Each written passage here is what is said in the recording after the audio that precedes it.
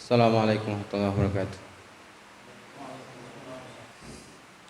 Innal hamdalillah nahmaduhu wa nasta'inuhu wa nastaghfiruh wa na'udzu billahi min shururi anfusina wa sayyiati a'malina may yahdihillahu fala mudhillalah wa may yudlil fala hadiyalah. Asyhadu an la ilaha illallah wahdahu la syarikalah wa asyhadu anna Muhammadan abduhu wa rasuluh. Salawatullahi wa salamuhu alaihi wa ala alihi wa sahabatihi wa man tabi'ahum bi ihsanin ila yaumiddin. Ya ayyuhalladzina amanu taqullaha haqqa tuqatih wa la tamutunna illa wa antum muslimun. Ya ayyuhan nasu taqu rabbakumul ladzi khalaqakum min nafsin wahidah khalaqa minha zawjaha wa bassa minhuma rijalan katsiran wa nisaa'a. واتقوا الله الذي تساءلون به والأرحام إن الله كان عليكم رقيبا يا أيها الذين آمنوا اتقوا الله وقولوا قولا سديدا يصلح لكم أعمالكم ويغفر لكم ذنوبكم ومن يطع الله ورسوله فقد فاز فوزا عظيما أما بعد فإن خير الحديث كتاب الله خير الهدي هدي محمد صلى الله عليه وسلم شر الأمور محدثاتها wa kullu muhdatsatin fid dini bid'ah wa kullu bid'atin dhalalah wa kullu dhalalatin finnar. Nasallallahu salamata wal afiyah. Ma'asyiral muslimin, saudara-saudaraku sekalian azakumullah.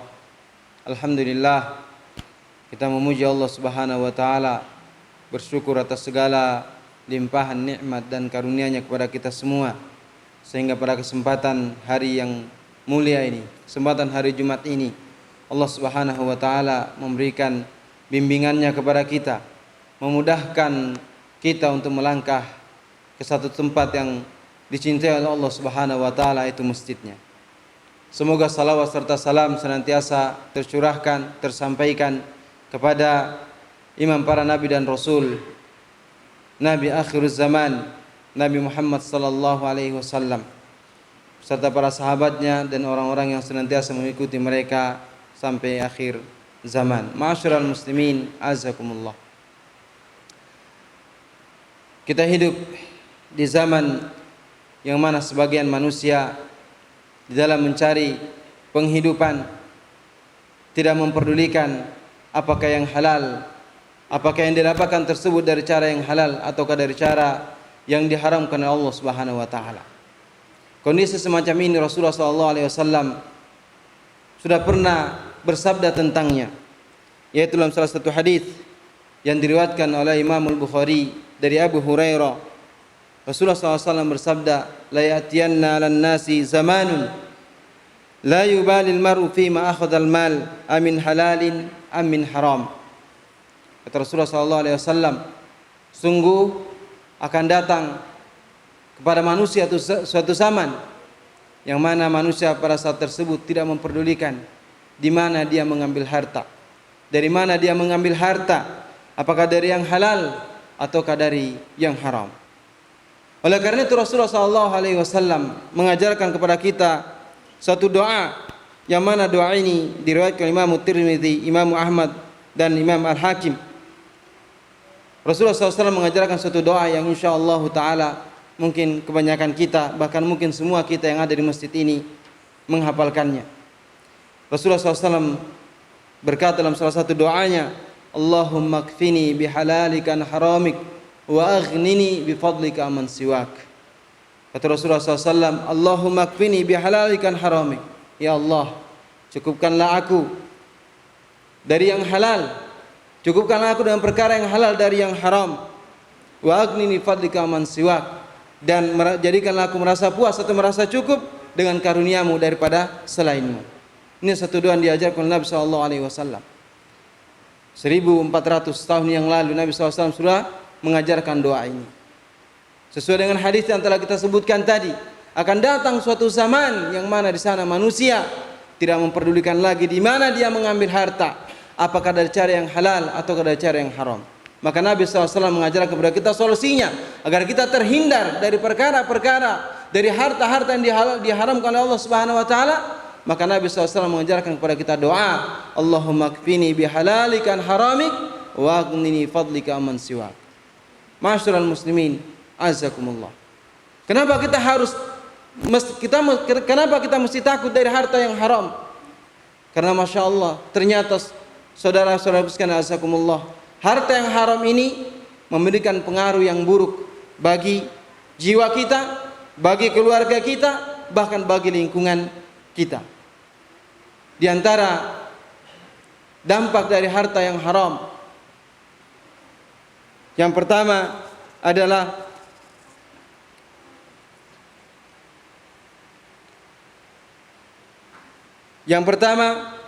memakan harta yang haram berarti mendurhakai Allah dan mengikuti langkah syaitan. Sebagaimana Allah Subhanahu wa taala berfirman dalam surah Al-Baqarah ayat 168.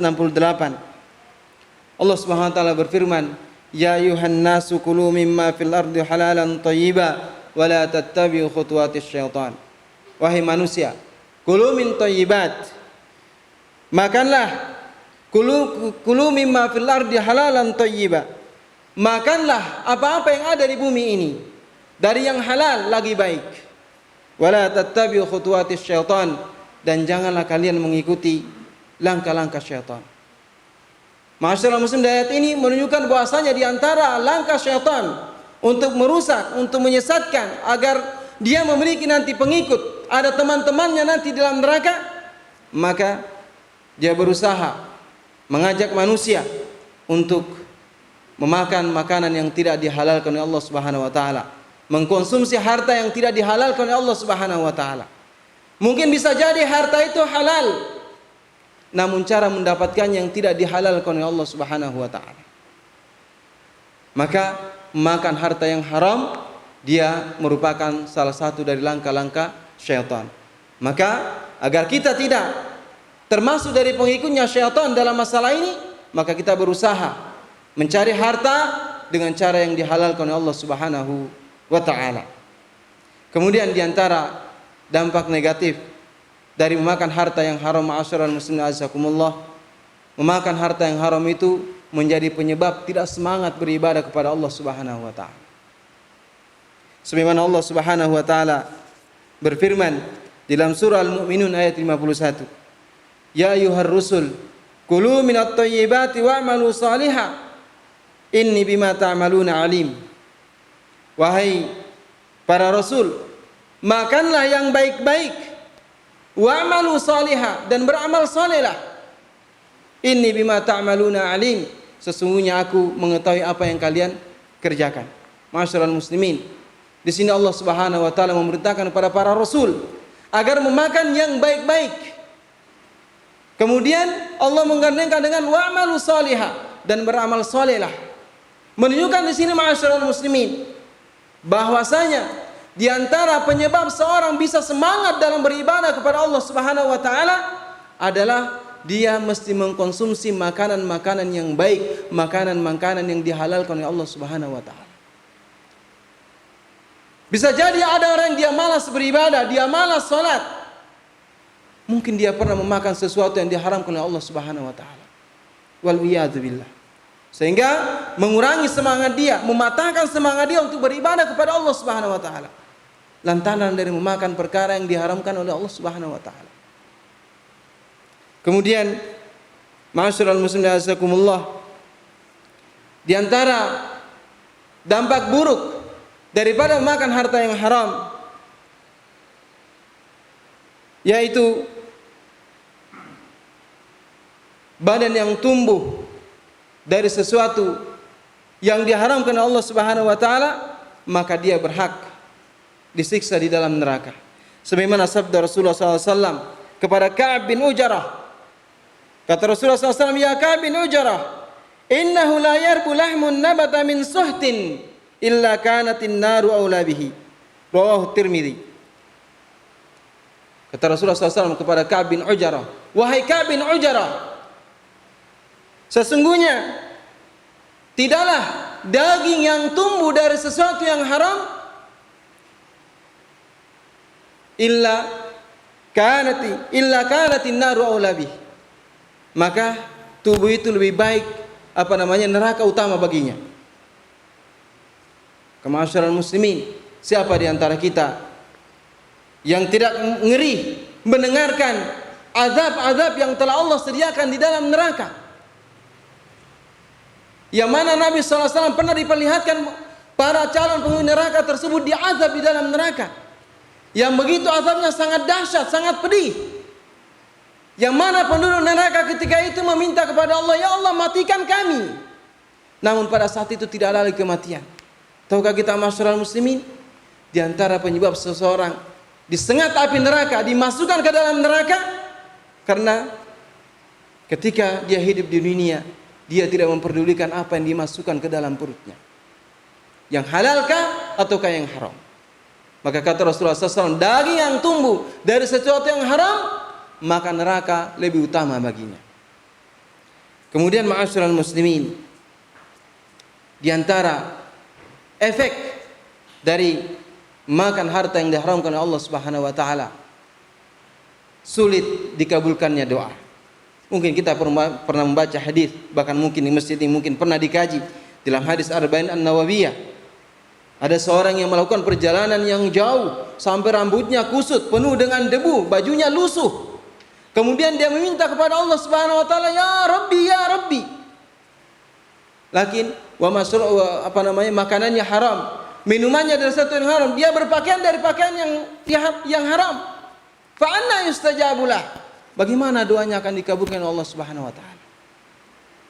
Ma'asyiral muslim, dalam hadis ini terkumpul beberapa sebab-sebab terkabulnya doa. Yang pertama, orang ini dia melakukan perjalanan yang jauh. Kemudian dia mengangkat tangannya. Kemudian dia menyebut nama Allah, ya Rabbi, ya Rabbi. Namun dia makan, dia minum dari sesuatu yang diharamkan oleh Allah Subhanahu wa taala. Dia berpakaian dari pakaian yang diharamkan oleh Allah Subhanahu wa taala. Dia mendapatkan pakaian tersebut dengan cara yang diharamkan oleh Allah Subhanahu wa taala. Fa anna yustajabulah. Maka bagaimana doanya akan dikabulkan oleh Allah Subhanahu wa taala? Oleh karena itu tidak salah Nabi alaihi salatu wassalam bahwa shadiqul masduq, orang yang jujur dan orang yang benar dan orang yang dibenarkan, mengajarkan kepada kita doa 1400 tahun yang lalu. Allahumma kfini bihalalikan haramik wa aghnini bifadlika amman siwak. Ini doa yang diajarkan oleh Nabi SAW. Karena Nabi SAW, apa yang beliau sampaikan ini akan terbukti nanti dihadapi seperti yang kita rasakan saat ini. Banyak manusia yang tidak memperdulikan lagi di mana dia mengambil harta, apalagi dalam kondisi seperti ini. Maka banyak berdoa kepada Allah Subhanahu wa taala agar kita dihindarkan dari memakan sesuatu yang telah diharamkan oleh Allah Subhanahu wa taala, dan kita merasa cukup dengan sesuatu yang telah dihalalkan oleh Allah Subhanahu wa taala. Karena ma'asyiral muslimin, sesuatu yang halal itu sudah jelas dan sesuatu yang haram itu sudah jelas. Adapun yang ada di antara yang halal dan haram ini perkara yang syubhat, perkara yang samar, maka menghindari perkara yang syubhat itu adalah sesuatu yang lebih baik dan itu lebih selamat. Semoga Allah Subhanahu wa taala menghindarkan kita dari memakan hal-hal yang diharamkan oleh Allah Subhanahu wa taala. Aqulu ma tasma'un wa astaghfirullah li wa lakum innahu huwal ghafurur rahim.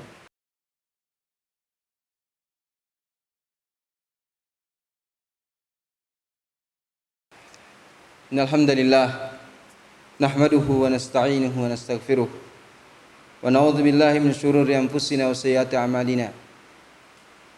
May yahdihillahu fala mudilla lahu wa may yudlil fala hadiyalah. Asyhadu an la ilaha illallah wahdahu la syarika lah wa asyhadu anna Muhammadan abduhu wa rasuluh. Ma'asyiral muslimin rahimani wa rahimakumullah. Di antara efek dari harta yang haram, memakan sesuatu dari sesuatu yang haram, menyebabkan harta yang haram tersebut menyebabkan kemunduran kaum muslimin. Bukankah Rasulullah SAW pernah bersabda dalam hadis yang diriwayatkan Imam Abu Daud, kata Rasulullah SAW, "Idza tabaya'tum bil 'ina wa akhadhtum atnabal baqar wa raditum biz zar' wa taraktumul jihad wa sallallahu alaikum dhullan la yansihu hatta tarju ila dinikum."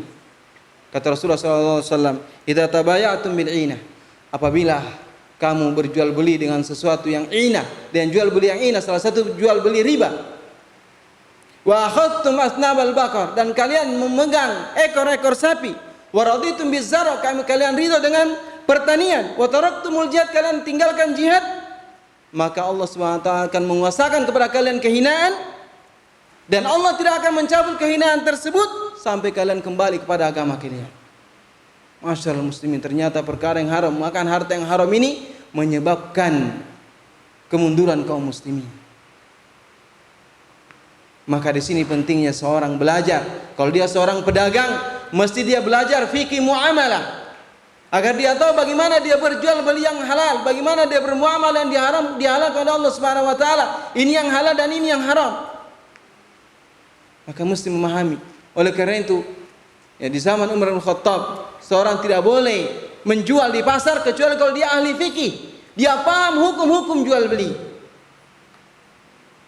Karena ketika seorang berjual beli, dia tidak paham hukum-hukum tersebut, dia akan terjatuh kepada perkara yang diharamkan Allah Subhanahu wa taala. Sebagaimana perkataan Ali bin Abi Thalib, siapa yang berjual beli sebelum dia memahami fikih, maka faqadir tatam. Sebagaimana perkataan Ali bin Abi Thalib, siapa yang berjual beli sementara dia tidak memahami fikih jual beli, maka dia akan terjerumus.